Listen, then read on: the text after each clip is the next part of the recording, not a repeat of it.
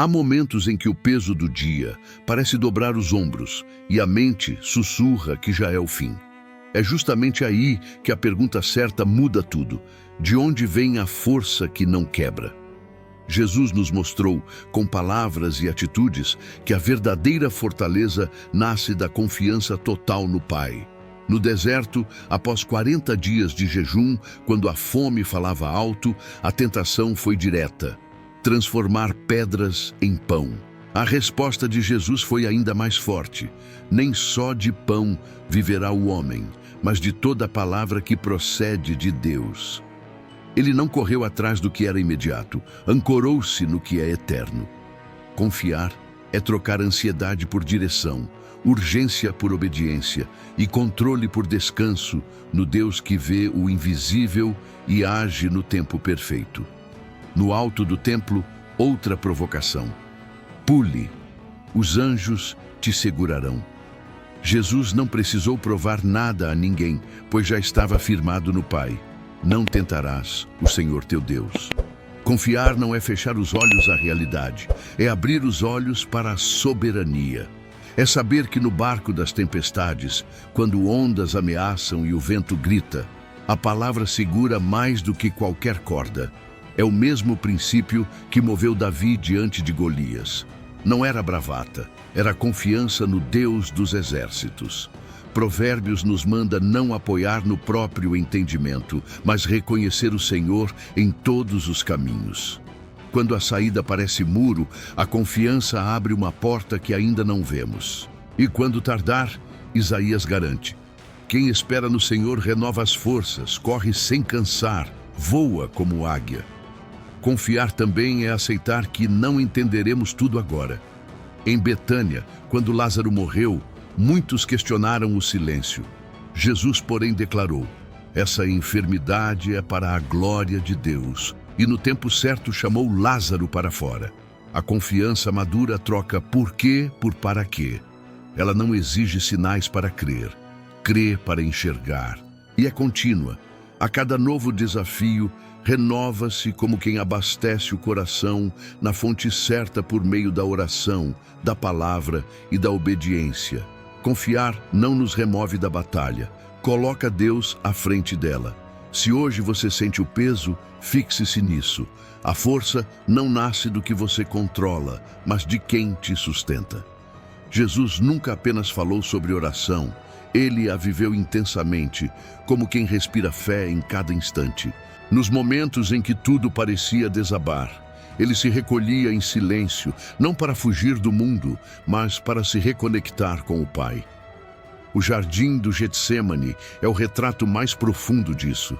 Ali, entre oliveiras e sombras, o Filho de Deus se ajoelhou e disse: minha alma está angustiada até a morte. Ele sabia o que estava por vir, mas mesmo tomado pela dor, escolheu orar. E não orou uma vez apenas. Voltou 3 vezes, insistindo, chorando, entregando-se. Essa insistência mostra que a oração não é um evento único, mas um diálogo contínuo com o Criador. É um refúgio e, ao mesmo tempo, uma armadura. Jesus não pediu que o sofrimento desaparecesse, pediu força para enfrentá-lo conforme a vontade do Pai. Enquanto ele orava, os discípulos dormiam. Essa cena nos ensina algo essencial. Quem ora permanece de pé quando o mundo cai. A oração desperta, sustenta e prepara o espírito para batalhas invisíveis. Foi por meio dela que Jesus se levantou daquele jardim pronto para enfrentar a cruz, enquanto seus amigos, adormecidos, estavam confusos e frágeis. Em outro momento, antes de escolher os 12 discípulos, Jesus passou a noite inteira em oração. Ele não decidiu por lógica ou pressa, mas esperou o direcionamento divino. A oração, portanto, não serve apenas para buscar consolo, mas também sabedoria. É ela que afina o coração humano ao compasso do coração de Deus. E quando esse compasso se alinha, decisões ganham clareza e caminhos se tornam visíveis. A oração não precisa de um local específico ou de palavras ensaiadas. Ela cabe no silêncio do pensamento, na caminhada até o trabalho ou no quarto escuro da alma. Paulo nos ensinou: orai sem cessar. Não é sobre quantidade de palavras, mas sobre constância de presença. Jesus também nos mostrou que orar é uma forma de renovar a força interior. Mesmo cercado por multidões, ele se retirava para lugares solitários, onde apenas o vento e a voz do Pai o encontravam. É nesses momentos que a alma se reorganiza e o medo perde força. E quando oramos, não falamos sozinhos. Abrimos espaço para Deus agir dentro de nós. A oração verdadeira não muda Deus, mas transforma quem ora. Ela molda a fé, fortalece a esperança e acalma o coração. Você tem o hábito de orar todos os dias? Escreva nos comentários como a oração tem fortalecido a sua vida. Servir. Uma palavra simples, mas com um poder que poucos compreendem. Jesus nos ensinou que a verdadeira força não está em ser servido, mas em servir com amor. Quando ele se levantou da mesa na última ceia, pegou uma toalha e começou a lavar os pés dos discípulos, o mundo inteiro assistiu à definição viva da humildade. Aquele que tinha poder sobre os ventos, o mar e a morte, se ajoelhou diante de homens comuns. Pedro, surpreso, tentou impedir: Senhor, tu vais lavar os meus pés? Mas Jesus respondeu: se eu não te lavar, não terás parte comigo. Nesse gesto simples, ele revelou que o serviço é um ato de entrega e purificação, não de inferioridade. Servir é abrir mão do orgulho e deixar o amor agir em seu lugar. É uma forma de mostrar a grandeza que não se impõe, mas se doa. Quando servimos, desviamos o olhar das nossas dores e o voltamos para as necessidades do outro. Jesus alimentou multidões, curou enfermos, consolou aflitos e sempre colocou o próximo acima de si mesmo. Sua missão era clara: amar e servir. Ele mesmo disse: o Filho do Homem não veio para ser servido, mas para servir e dar a sua vida em resgate por muitos. E é nesse serviço que encontramos uma força diferente, aquela que não vem do reconhecimento, mas da compaixão. Quando estendemos a mão a alguém, mesmo sem sermos vistos, tocamos o coração de Deus. Servir é mais do que um ato. É uma postura de vida que transforma o que está ao redor. É nas mãos que ajudam e nas palavras que confortam que a fé se torna visível. O apóstolo Paulo escreveu: não nos cansemos de fazer o bem, pois no tempo certo colheremos, se não desistirmos. Servir com constância é o segredo da resiliência, porque mesmo quando o retorno não vem de imediato, Deus está vendo. Quando Jesus multiplicou pães e peixes, não fez por glória, mas por amor. Ele nos mostrou que quando colocamos o pouco que temos nas mãos certas, o milagre acontece. Servir é plantar sementes que às vezes florescem longe dos nossos olhos. É escolher amar quando o mundo ensina a competir. É responder ao ódio com bondade e ao egoísmo com generosidade. Servir, no fim, é ser espelho do coração de Cristo. E isso é o que nos torna realmente fortes. A fé é o escudo invisível que sustenta o coração quando tudo o que é visível parece ruir. Jesus nos mostrou com cada passo que a fé não é apenas acreditar, é confiar mesmo quando nada faz sentido. Em meio às tempestades, ele dormia tranquilo. Os discípulos, tomados pelo pavor, o despertaram dizendo: Senhor, salva-nos, estamos perecendo. Jesus levantou-se, olhou para o vento e o mar e perguntou: por que têm medo, homens de pouca fé? E com uma só palavra, acalmou as ondas. Essa cena revela que a fé não ignora o medo, ela o domina. Enquanto o mundo grita desespero, a fé sussurra esperança. A fé não apaga a tempestade, mas garante que o barco não afunde, porque o piloto é Cristo. Outro exemplo poderoso está na mulher que sofria há 12 anos. Sem forças, sem recursos, mas com fé, ela acreditou que um simples toque na orla da roupa de Jesus bastaria. e bastou. Quando seus dedos tocaram o tecido, o impossível aconteceu. Jesus parou, olhou e disse: Filha, a tua fé te salvou. A fé transforma o invisível em real, o impossível em testemunho. Mesmo pequena como um grão de mostarda, ela move montanhas. Não é o tamanho da fé que importa, mas o tamanho do Deus em quem ela é colocada. A fé não é ausência de dúvida, é a decisão de seguir, mesmo tremendo. E quando tudo parece perdido, ela continua sendo a bússola que aponta para o alto. Jesus disse: Deixo-vos a minha paz, não como o mundo a dá. Essa paz não depende das circunstâncias, mas da certeza de que Deus está no controle. A fé é o fio que conecta o coração humano ao propósito divino, mesmo em meio ao caos. Ela nos faz ver o invisível e descansar no inabalável. É a fé que sustenta quando a lógica falha.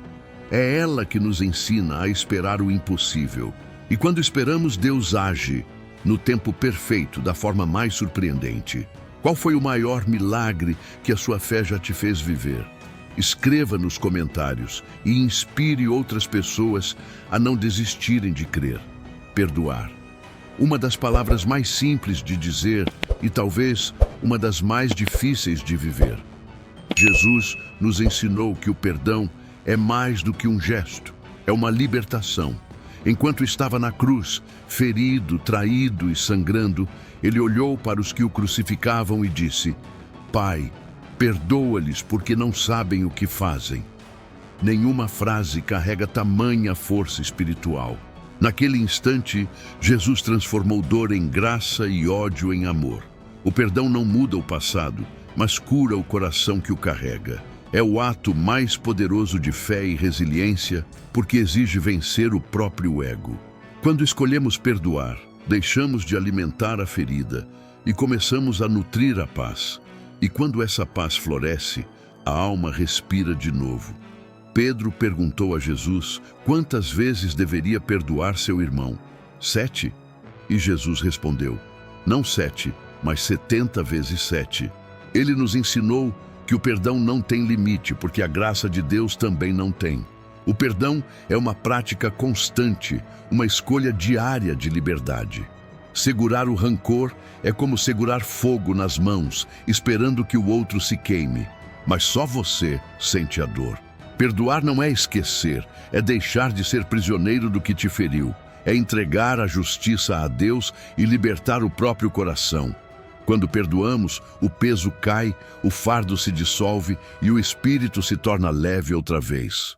A história de José, vendido pelos próprios irmãos e traído por quem amava, é um retrato disso. Mesmo injustiçado, ele escolheu perdoar. E quando se reencontrou com seus irmãos, não devolveu dor, devolveu bondade. Disse: o mal que vocês intentaram contra mim, Deus transformou em bem. Essa é a essência do perdão, transformar dor em propósito.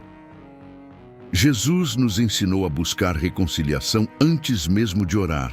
Ele disse: se você lembrar que seu irmão tem algo contra você, reconcilie-se primeiro. O perdão é um caminho de cura que começa dentro, e quando o coração perdoa, o céu se abre. Porque o perdão aproxima o homem de Deus e o torna mais parecido com ele. Aceitar a vontade de Deus é um dos maiores desafios da fé. É fácil confiar quando tudo parece dar certo, mas é nos momentos em que o caminho se estreita que a verdadeira entrega se revela. Jesus nos mostrou isso de forma perfeita no jardim do Getsêmani. Sabendo da dor que estava por vir, ele se ajoelhou e orou: Pai, se possível, afasta de mim este cálice. Contudo, não seja feita a minha vontade, mas a tua. Nessas palavras, há mais força do que em qualquer espada. Aceitar a vontade de Deus não é desistir, é confiar que Ele enxerga o que nós não vemos. É compreender que até as lágrimas podem ser sementes de um propósito maior. Jesus não fugiu da cruz, Ele a abraçou, porque sabia que o amor de Deus transforma até a dor em redenção. Abraão também nos ensinou essa lição quando subiu o monte para sacrificar Isaque. Ele não entendeu, mas obedeceu. E no último instante, Deus mostrou que sua obediência não seria em vão. O carneiro surgiu e o sacrifício foi poupado. A fé de Abraão revelou que aceitar a vontade de Deus é crer que Ele sempre proverá, mesmo quando parece não haver saída. É abrir mão do controle e confiar na sabedoria divina. Jesus viveu essa entrega em cada decisão, ensinando que o verdadeiro poder está em obedecer, não em resistir. A vontade de Deus nem sempre é fácil, mas é perfeita e sempre conduz à vida. Esperar também faz parte dessa entrega. Há momentos em que Deus silencia, não porque esqueceu de nós, mas porque está preparando algo maior. Jó entendeu isso quando, mesmo perdendo tudo, declarou: "O Senhor deu, o Senhor tirou, bendito seja o nome do Senhor." Sua fé foi o alicerce que o manteve firme até a restauração. Aceitar a vontade de Deus é confiar no tempo dele, mesmo quando o nosso clama por pressa. É dizer: "Senhor, eu não entendo, mas confio." É aí que a fé amadurece e a alma encontra descanso. Jesus nos ensinou a orar: "Seja feita a tua vontade, assim na terra como no céu." E quem aprende a viver essa oração, descobre que a paz verdadeira vem da rendição, não do controle. Você consegue aceitar a vontade de Deus mesmo quando ela dói? Escreva nos comentários: "Senhor, eu confio em Ti." Ao olhar para tudo o que Jesus nos ensinou, percebemos que a força verdadeira não está em músculos ou riquezas, mas na alma que confia, ora, serve, crê, perdoa e se entrega à vontade de Deus. Cada um desses segredos é como uma pedra de fundamento na construção da nossa fé. Quando confiamos em Deus, encontramos direção. Quando oramos, encontramos paz. Quando servimos, descobrimos propósito. Quando temos fé, vencemos o medo. Quando perdoamos, libertamos o coração. E quando aceitamos a vontade de Deus, encontramos descanso. Tudo isso forma o alicerce de uma vida que não se abala, porque está firmada na rocha. Jesus nunca prometeu que o caminho seria fácil, mas prometeu que nunca estaríamos sozinhos. Ele é a força que sustenta quando as pernas tremem, o abrigo em meio às tempestades, o amigo que não abandona. Quando a vida parecer pesada demais, lembre-se: o mesmo Deus que acalmou o mar ainda controla as ondas hoje. O mesmo que chorou no Getsêmani é o que te consola agora. A fé não nos isenta das lutas, ela nos ensina a vencer nelas. E talvez o maior segredo de todos seja este: a força que você procura já habita em você, porque Deus vive aí dentro. Quando você se dobra em oração, quando ajuda alguém, quando perdoa ou escolhe confiar, é Cristo agindo em você. Ele é a fonte da sua resiliência, o motivo da sua esperança e o sopro que te mantém de pé. E quando o coração vacilar, apenas diga: "Senhor, eu confio em Ti." É nessa simples frase que os milagres começam. Chegamos ao fim desta jornada espiritual, mas o verdadeiro propósito começa agora, dentro de você. Tudo o que Jesus nos ensinou, confiar, orar, servir, crer, perdoar e se entregar, não é apenas uma lição, é um estilo de vida. Cada atitude é um convite para viver mais perto de Deus. Quando colocamos em prática esses segredos, não nos tornamos imunes às dores, mas aprendemos a caminhar sobre elas com fé. Porque o cristão forte não é aquele que nunca cai, mas o que aprende a se levantar todas as vezes com os olhos fixos em Cristo. A vida nem sempre será fácil, mas a presença de Deus torna o impossível suportável. As tempestades continuarão a vir, os ventos ainda soprarão, mas agora você sabe onde está a sua força. No Deus que te criou, te sustenta e nunca te abandona. Não importa o que aconteça, lembre-se, nenhuma dor é eterna quando colocada nas mãos de Jesus. Ele é o refúgio dos cansados, o abrigo dos aflitos e a esperança dos que creem. Então, hoje, escolha viver com fé. Escolha a paz no meio da guerra. Escolha o perdão quando houver feridas. Escolha a confiança quando o medo tentar dominar. E, acima de tudo, escolha Jesus, porque é nele que a força renasce, o coração se refaz e a alma descansa. Que o Senhor renove as suas forças, ilumine o seu caminho e te lembre todos os dias que a verdadeira resiliência vem do céu. Escreva nos comentários: minha força vem de Deus. E compartilhe esta mensagem com alguém que precisa se lembrar de onde vem a verdadeira fé. Que o Senhor te abençoe e te guarde sempre.